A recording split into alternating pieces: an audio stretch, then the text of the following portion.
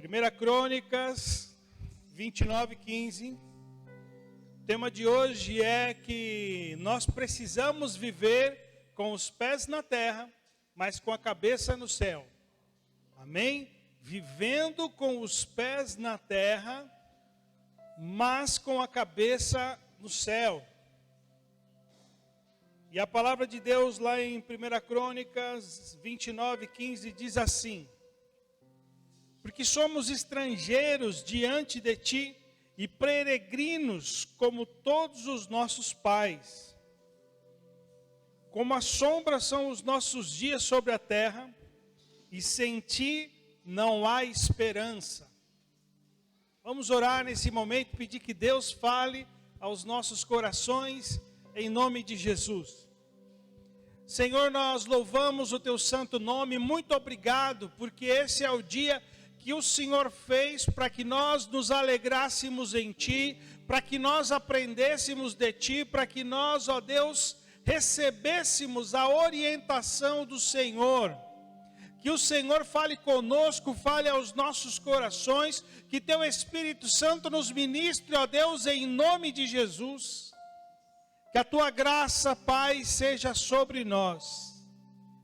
E que apesar de nós, o Senhor fale aos nossos corações. Essa é a nossa oração, em nome de Jesus. Amém. Amém? Com os olhos, com os pés na terra, mas com a cabeça no céu, com os nossos olhares no céu, com o nosso pensamento no céu. Eu sei que às vezes parece estranho dizer que a nossa cabeça tem que estar no céu, os nossos pensamentos nas nuvens. E quantas vezes já não nos chamaram a atenção? Você está pensando tá o quê? Sua cabeça está nas nuvens? Preste atenção no que você está fazendo. Mas espiritualmente falando, o que nós precisamos é ter a nossa mente nas nuvens, diante do trono de Deus. E lembrarmos que na realidade o que nós somos é peregrinos nessa terra. Nós somos peregrinos nessa terra. Nossa vida nessa terra, ela é uma passagem muito rápida, é muito curta em relação àquilo que nós viveremos na eternidade. E aqui a palavra de Deus diz que como sombra são os nossos dias. Passam muito rápido os nossos dias. Então nós precisamos viver nessa terra, essa nossa vida breve nessa terra, precisamos viver para Jesus, viver olhando para os céus, focado na eternidade. Por mais que nós estejamos aqui, por mais que nós vivamos nessa terra, os nossos pensamentos precisam estar na eternidade todos os dias. Todos os dias precisamos focar na soberania do nosso Deus e termos temor aos princípios de Deus. E a palavra de Deus nos declara que o temor do Senhor é o princípio da sabedoria. Então o que nós precisamos é buscar essa sabedoria focada no céu todos os dias, olhando para a eternidade, com os pés na terra, mas com a nossa mente no céu, no trono de Deus. Nós fomos criados por Deus e fomos salvos por Jesus e estamos separados para viver uma vida para o nosso Senhor. Criados por Deus, salvos por Jesus e separados para viver uma vida naturalmente sobrenatural. Uma vida nessa terra, porém, uma vida sobrenatural, focada no Senhor, em Deus, focado nos desejos do nosso Senhor. Então que nós possamos viver dessa maneira. E eu quero enumerar algumas coisas, como nós fazemos para viver, então, com a nossa mente no céu. E a primeira coisa que eu quero enumerar com vocês, é que para que nós viver com os olhos nos céus, é ser completamente comprometido com o senhorio de Jesus. É entender que o nosso Senhor é Jesus. Então, quando nós entendemos isso naturalmente, Os nossos olhos se voltam para aquilo que é sobrenatural. Olha o que diz a palavra de Deus lá em Filipenses, capítulo 2, do versículo 9 em diante. Por isso também Deus o exaltou sobremaneiramente, e lhe deu um nome que é sobre todo nome, para que ao nome de Jesus se dobre todo o joelho dos que estão no céu e na terra e debaixo da terra. E toda língua confesse que Jesus Cristo é o Senhor, para a glória de Deus Pai. Paulo está dizendo aos filipenses a respeito da soberania de Deus. Como eles precisavam viver nessa terra, se focando neste Deus poderoso, nesse Deus soberano, nesse Deus que tem o nome acima de todo nome, e o Deus que todo joelho se dobra diante dele, seja no céu, seja na terra, ou até debaixo da terra, todos precisam se dobrar ao Senhor. Sejam anjos celestiais, precisam se dobrar diante do Senhor. Se sejam anjos na glória, precisam se dobrar diante do Senhor. Homens na terra precisam se dobrar diante do Senhor. E até mesmo aqueles que são inimigos de Deus precisam se dobrar diante do Senhor, porque o poder pertence a Ele. E quando nós então entendemos e estamos comprometidos com Jesus Cristo Senhor, absolutamente em nossas vidas, em nossa família, em nosso ministério, isso quer dizer que nós estamos focados nas coisas do alto. Não me envergonho da fé, nós não podemos nos envergonhar da fé, não podemos ter medo de testemunhar a respeito de Jesus, porque Ele é o Senhor. E a palavra de Deus nos diz lá no Evangelho de Marcos, capítulo 8, 38, que se nós nos envergonhamos de Jesus, no dia do Senhor Ele se envergonhará de nós também. Então nós precisamos lembrar que Ele é o nosso Senhor e não nos envergonhar desse Senhor. Precisamos lembrar que Ele é o Senhor e que estamos sujeitos à autoridade dEle e que isso é um privilégio para as nossas vidas. Termos uma vida de consagração, termos uma vida diante de Deus. Esse é o nosso chamado, isso é viver com os olhos na eternidade. Nós precisamos ser pessoas consagradas a Deus até o dia que Deus venha nos recolher, e para isso, entendendo o senhorio de Jesus, nós precisamos entender que não existe férias da nossa vida espiritual, não existe férias da nossa consagração, da nossa dedicação a Deus como o único Senhor. Não existe nem sequer aposentadoria. Nós precisamos entender que servos do Senhor, aqueles que vivem com a mente no céu, com a mente no que é eterno, esses sequer se aposentam.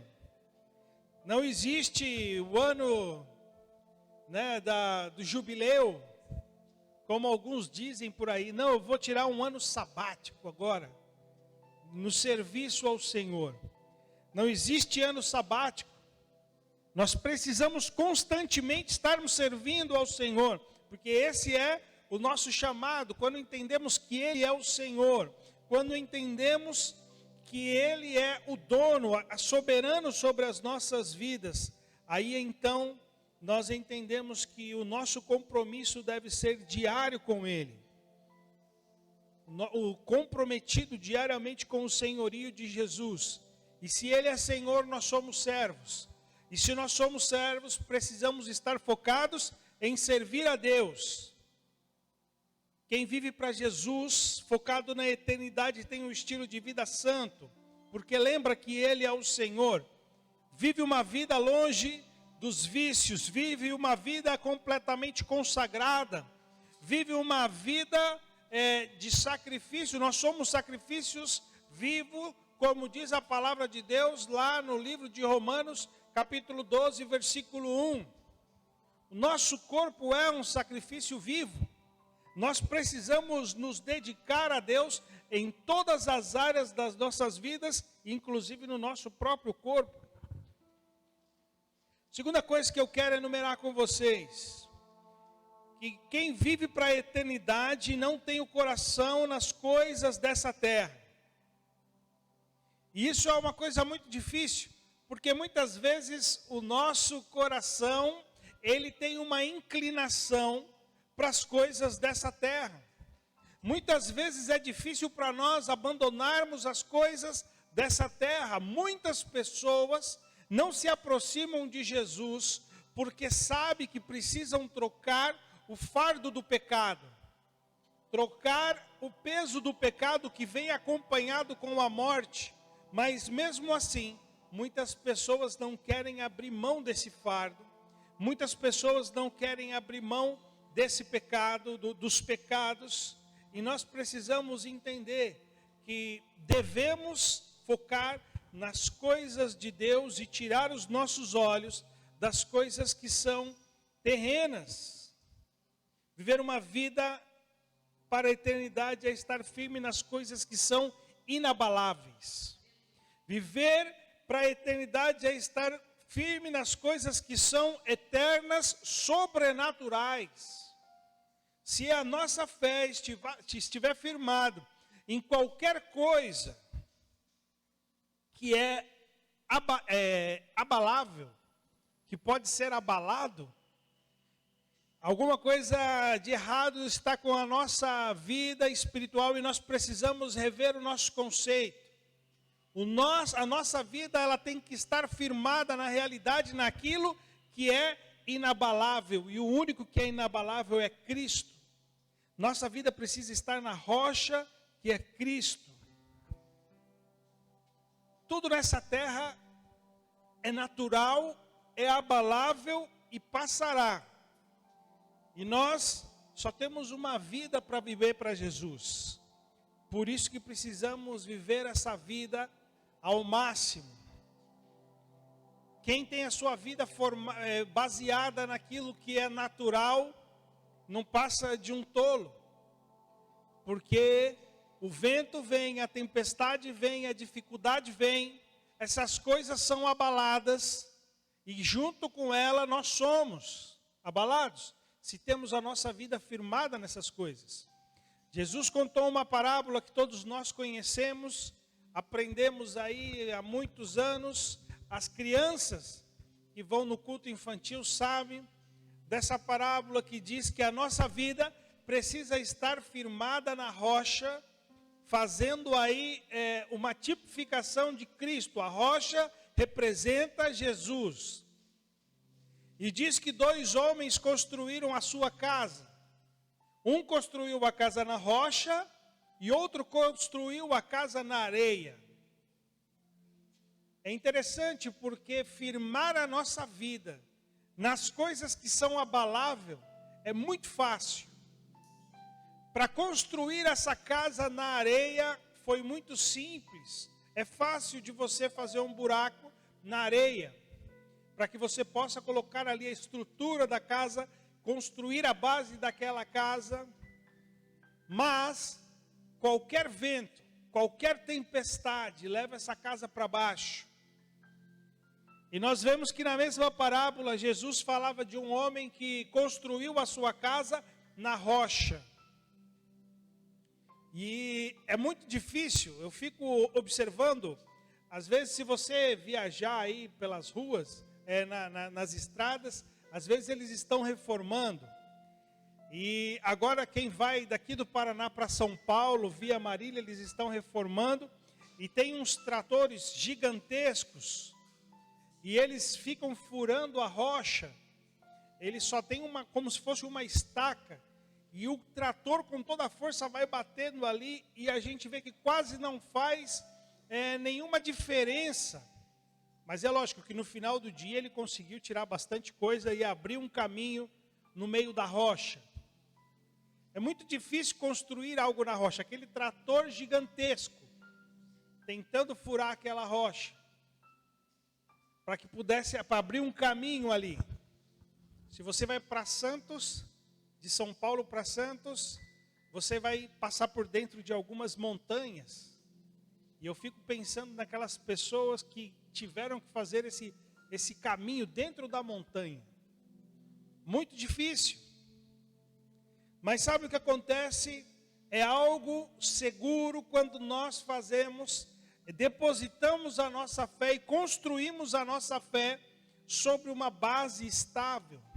E é isso que a parábola de Jesus vem dizendo, para que você viva com os olhos, com seu coração na eternidade, você precisa construir a sua casa em algo que é sólido. Você não pode ter os seus olhos e o seu coração naquilo que está nessa terra, aquilo que é passageiro, porque tudo vai passar. Se você conversa com um jovem, se você conversa com um adolescente, eu não quero saber de Jesus agora, eu quero saber mais, quando eu tiver mais alguns anos, sabe por quê? Porque senão eu vou perder a minha juventude, a sua juventude é uma sombra. Você que não está em Jesus já está perdendo a sua juventude. E as pessoas elas ficam temerosas, mas porque dá trabalho você furar a rocha. Dá trabalho você construir a sua vida em Jesus. Mas é o caminho mais seguro. É o caminho que realmente conduz a algo que seja eterno. E nós precisamos então, para viver aqui nessa terra, com os pés na terra, mas com as nossas mentes, com o nosso coração e com os nossos olhos no céu, na eternidade, nós precisamos tirar o nosso coração das coisas terrenas. O que eu estou dizendo aqui não é que nós não podemos usufruir dessas coisas. Nós precisamos trabalhar, nós precisamos estudar, nós precisamos nos alimentar, nos vestir, e tudo isso são coisas humanas e passageiras, mas todas elas têm que estar a serviço do reino de Deus. Tudo aquilo que nós temos e nós somos então, precisa ser depositado aos pés de Jesus, e entendermos que é para Ele que nós vivemos, é por Ele que nós estamos aqui, e a nossa casa precisa então estar firmada nessa rocha que é Cristo Jesus. Deixar as coisas passageiras, porque elas são passageiras. Como no texto que nós acabamos de ler, a nossa vida não passa de uma sombra. A nossa vida passa muito rápido. E somente aquilo que nós fizermos por Jesus vai permanecer. No final de tudo, no final das contas, apenas aquilo que nós fizermos por Jesus vai permanecer. E o apóstolo Paulo diz ali que as obras, elas serão provadas. Sabe? Tudo aquilo que for feno, tudo aquilo que for palha, que for madeira, aquilo vai ser consumido, vai tudo ser provado pelo fogo. Ou seja, todas as nossas obras serão provadas pelo próprio Deus, e nós teremos que passar como se fosse pelo fogo com as nossas obras. Então nós podemos dizer que fizemos grandes coisas. Ah, Senhor, em teu nome eu fiz tantas coisas, eu expulsei demônios, em seu nome nós ajudamos tantas pessoas, em teu nome nós fizemos tanto, Deus. E aí todas aquelas obras vão estar nas nossas mãos nos dias que nós tivermos que ter um encontro com Jesus, e Ele vai falar, tudo bem, passa pelo fogo. Em teu nome nós estudamos tanto, Senhor, em teu nome tivemos tantos títulos, em teu nome eu tive uma carreira, eu era conhecido, muitas pessoas me conheciam porque eu tinha uma carreira de sucesso, de êxito. Em teu nome, ó Senhor, eu fiz tantas coisas, construí casas e fiz tantas coisas boas. Nesse dia nós teremos que passar então pelo fogo. E tudo aquilo que for obras abaláveis vão ser como feno, vai ser provada, joga no fogo agora. O que sobrar é a sua recompensa. Quando nós fazemos a obra de Deus, quando nós manifestamos e fazemos a vontade de Deus, o que nós estamos fazendo é juntando tesouro nos céus. Nós já chegaremos lá nesse ponto.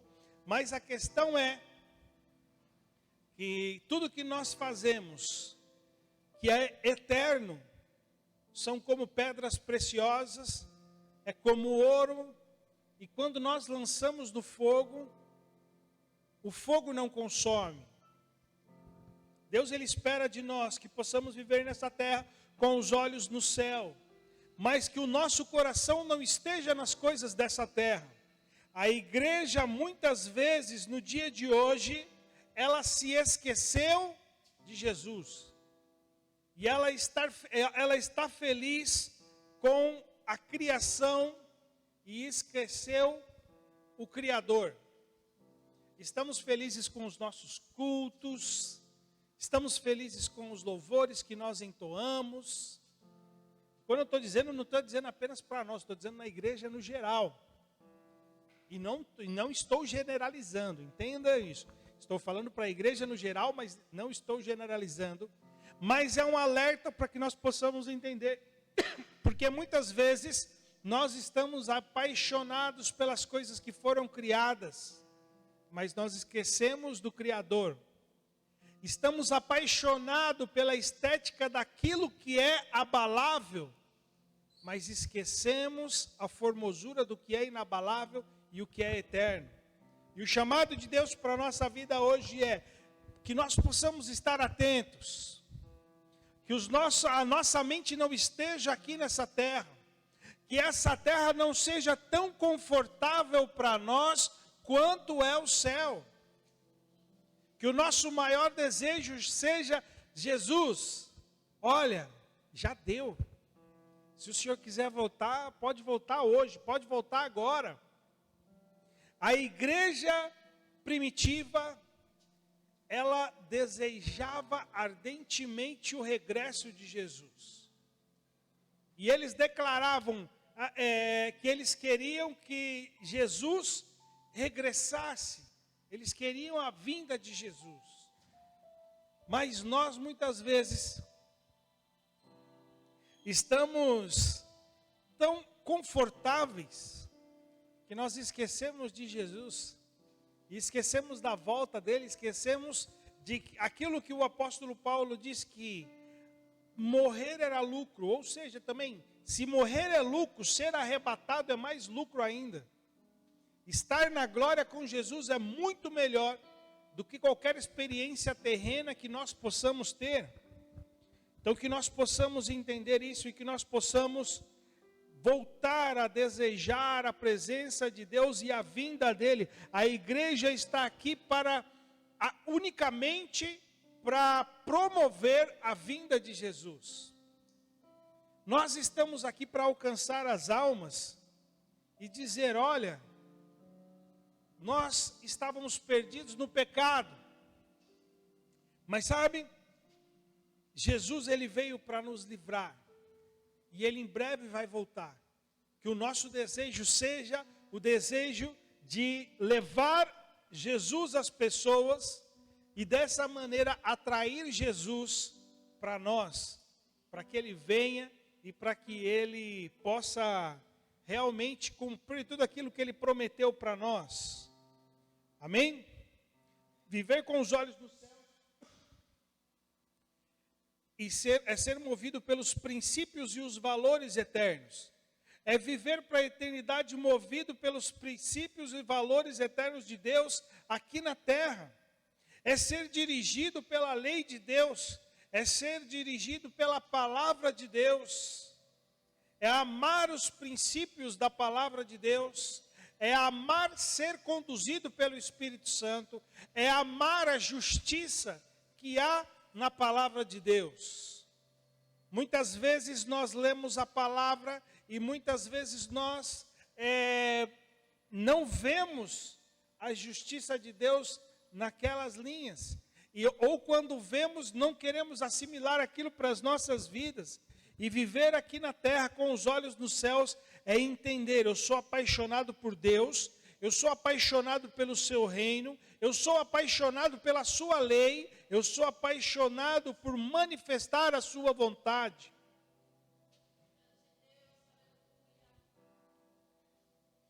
Viver com os olhos na terra, ou viver com os pés na terra, mas com os olhos no céu, é esperar a recompensa eterna.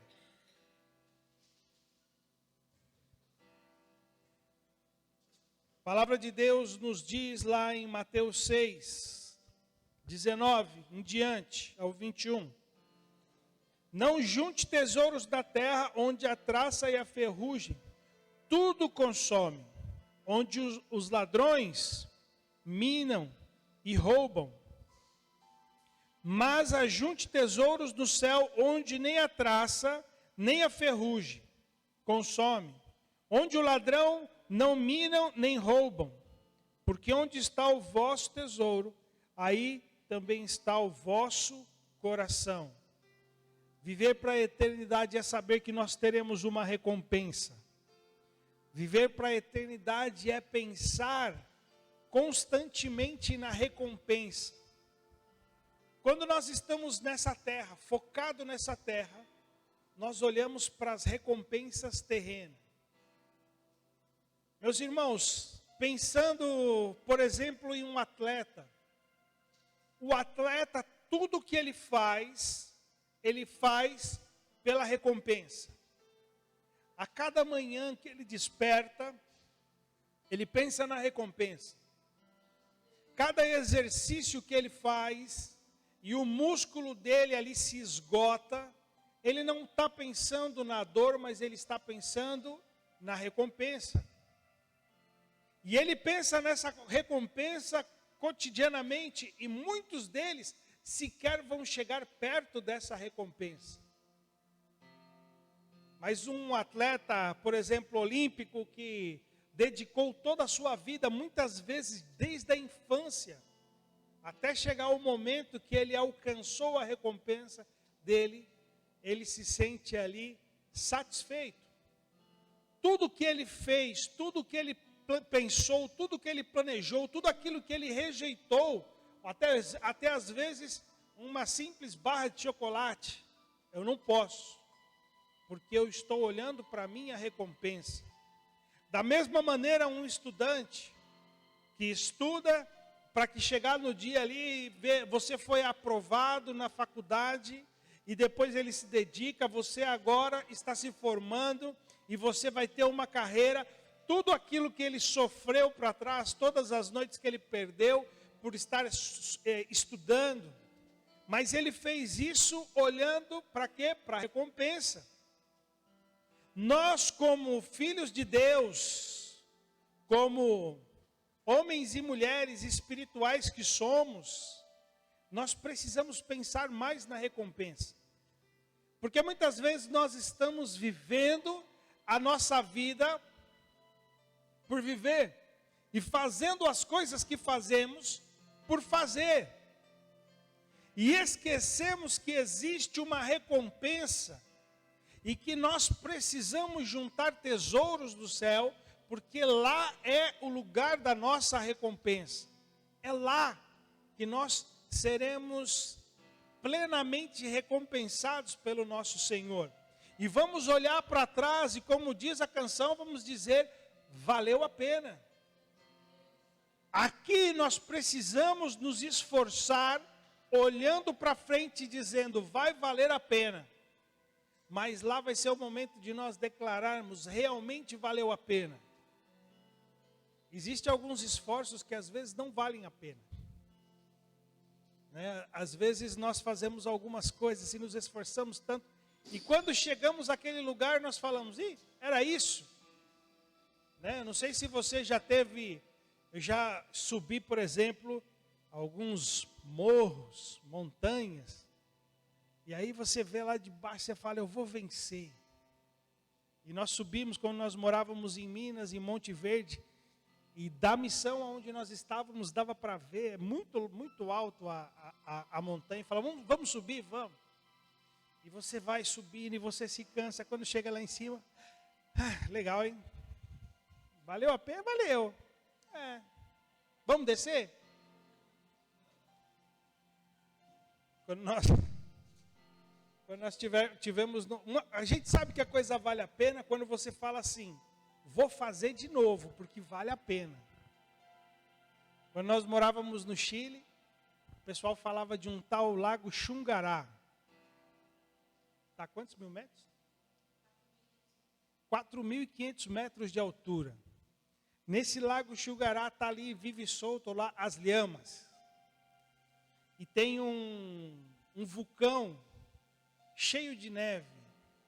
E é uma paisagem maravilhosa. E você olha assim e fala, quero ir lá.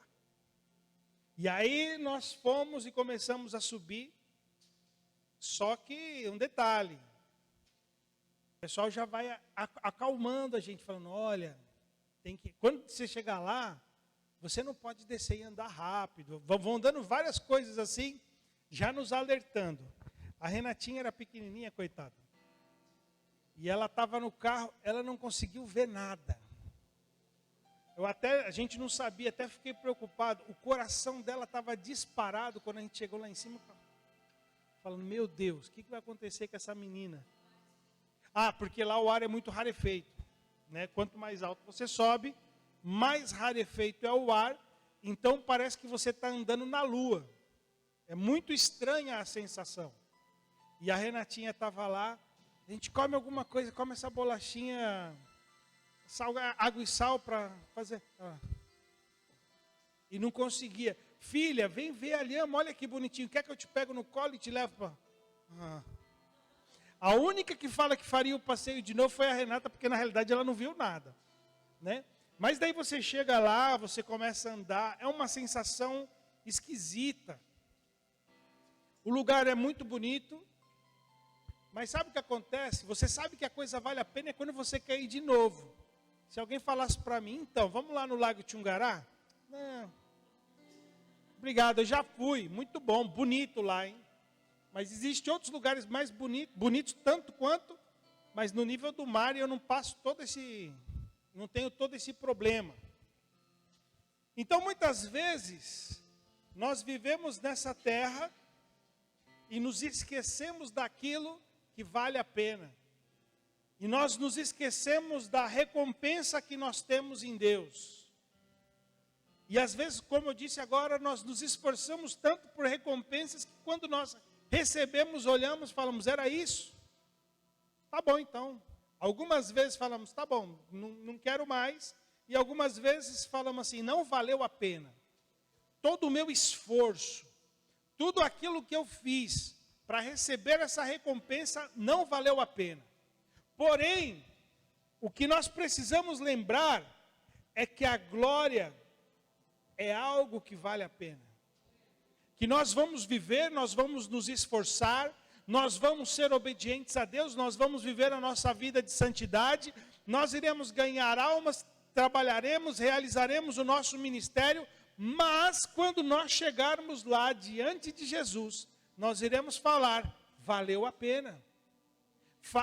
O único arrependimento que nós teremos, se é que se pode dizer isso, é que deveria ter feito mais para valer mais a pena. É muito bom estar aqui com Jesus.